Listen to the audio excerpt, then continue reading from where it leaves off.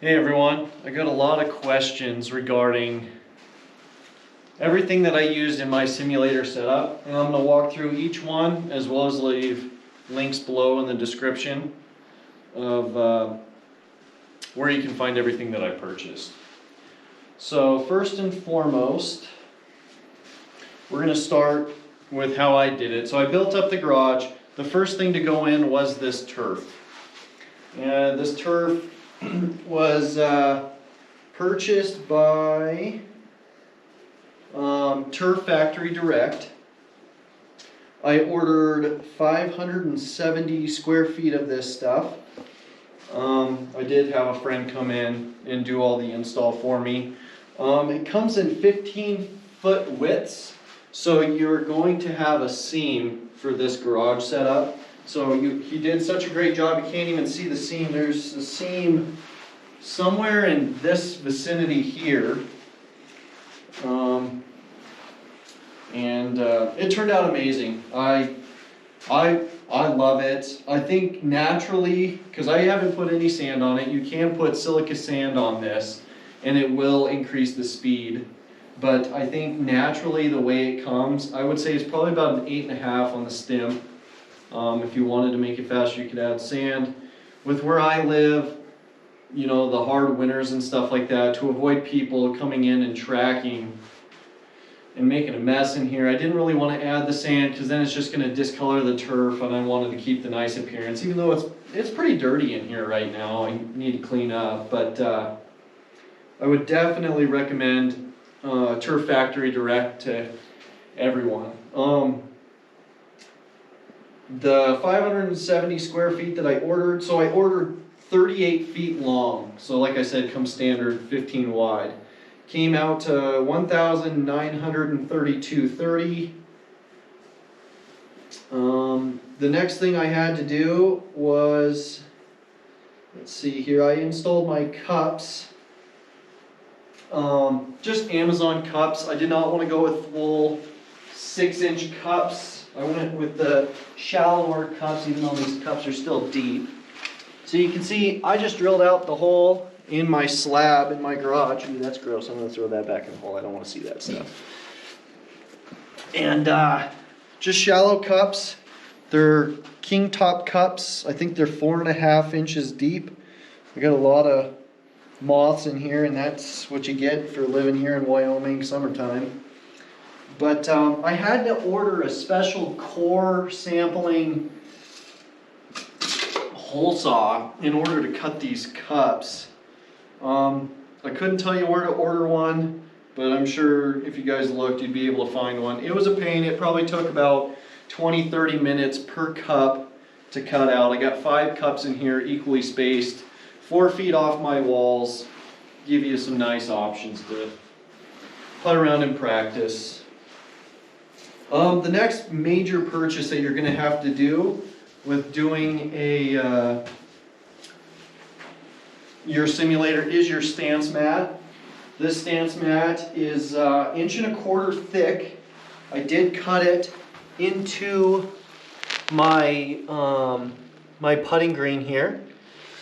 This allows it to be inset, sit down a little lower, and then not have that side-to-side movement while hitting the golf ball.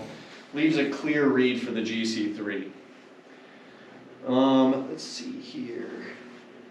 And this is a 5x5 mat. It is purchased by All Turf Mats. It is the Super T mat. So the Super T is the 1.25 inch thick one. They have different models. I encourage you to browse through their website and make sure you get the right one. The next big purchase that you're going to need is this enclosure here. So this enclosure here is made by All Sports Systems. It is, let's see here. It is 9 foot tall, 18 feet wide, and 5 foot deep. And that is just their pole system with their black wrapping that goes around it and their nets and whatnot. The impact screen itself is slightly smaller. It is 8 foot tall by 14 feet wide. So if you come over here in the corner, you can see the bungee system, how it all loops together. And slightly smaller, but you know, this is one of those things that is really nice for things other than just the simulator. I've come out here and just watched movies while messing around putting and whatnot. It looks like my receipt came out to be just over $4,000 for this enclosure. There's a lot of other enclosures out there. I was limited to my roof height, which is 9.5 feet tall. I wish I could run a full 10 or 12 foot enclosure just to have that height. I would have liked to have the full wrap around me. If you come over here and look on this side, you can see here, I've had some people miss the net completely. So I do have some holes in my ceiling, which I'm not too happy about, but you know, it comes with it. You have friends that come over here. They're learning with you. So I did move my hitting pad, or my stance pad, closer to the screen to avoid those shots over the top. And I think for the most part, I've pretty well eliminated that.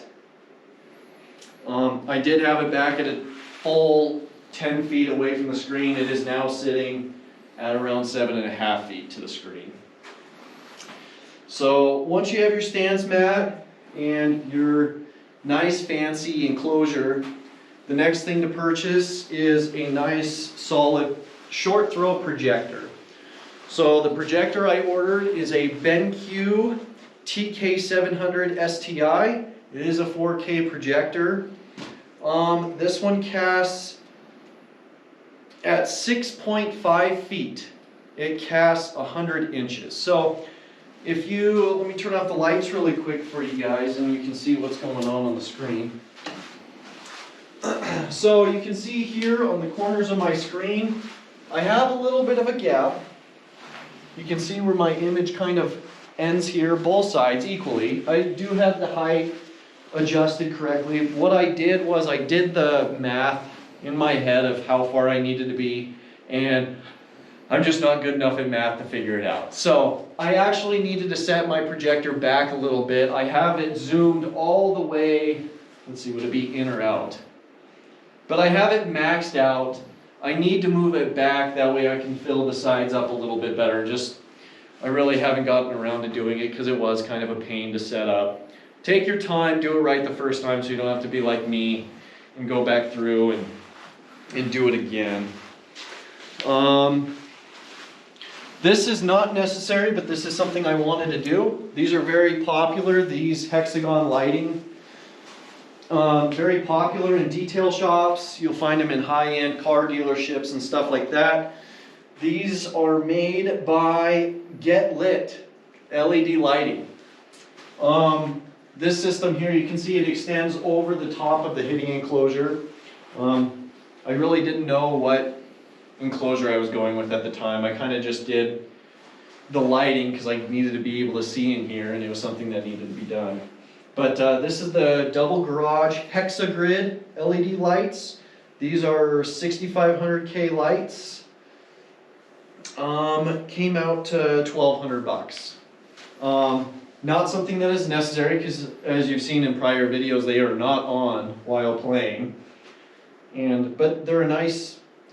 It ties with the garage really well. You know, I wanted this to be my own little studio, and I wanted it to be. I kind of wanted it to be overkill. So I went with these lights.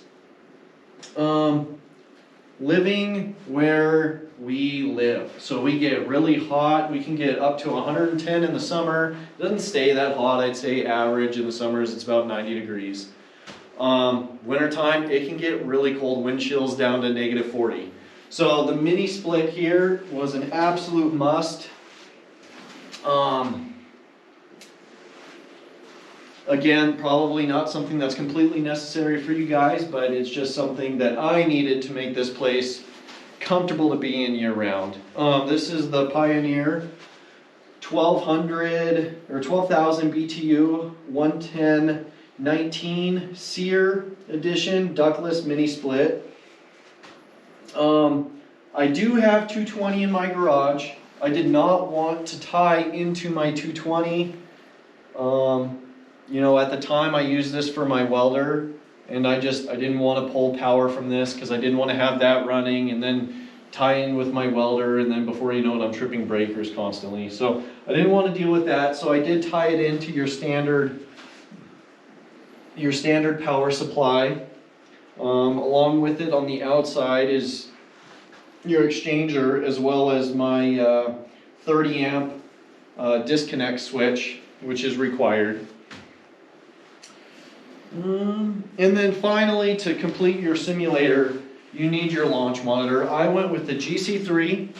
I got the Player Plus bundle. This gave me FSX 2020, FSX Play. I prefer the FSX Play just because of the quality when you're playing. You know, it looks more realistic, less kind of cartoony, I guess.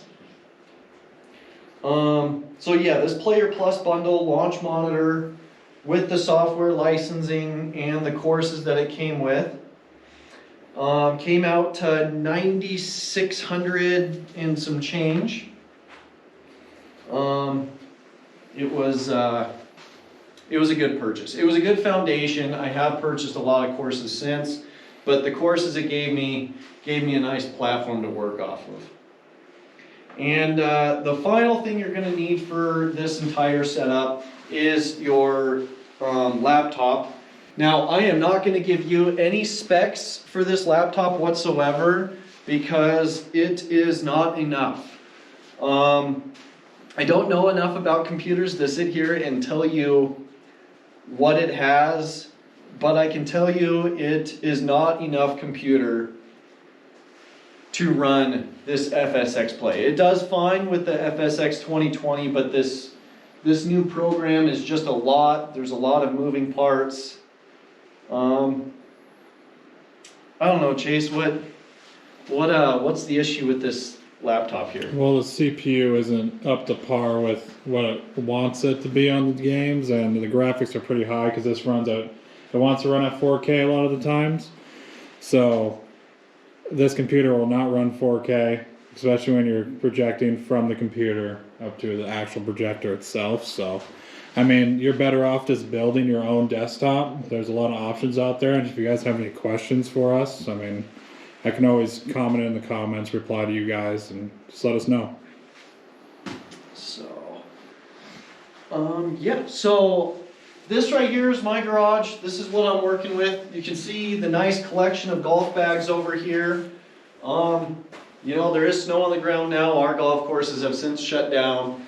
Everyone comes in here, uses this thing. I like to do fun little events, weekly tournaments where people can come in during the week, play their round, and still compete. You know, the main thing for me is I want to help people.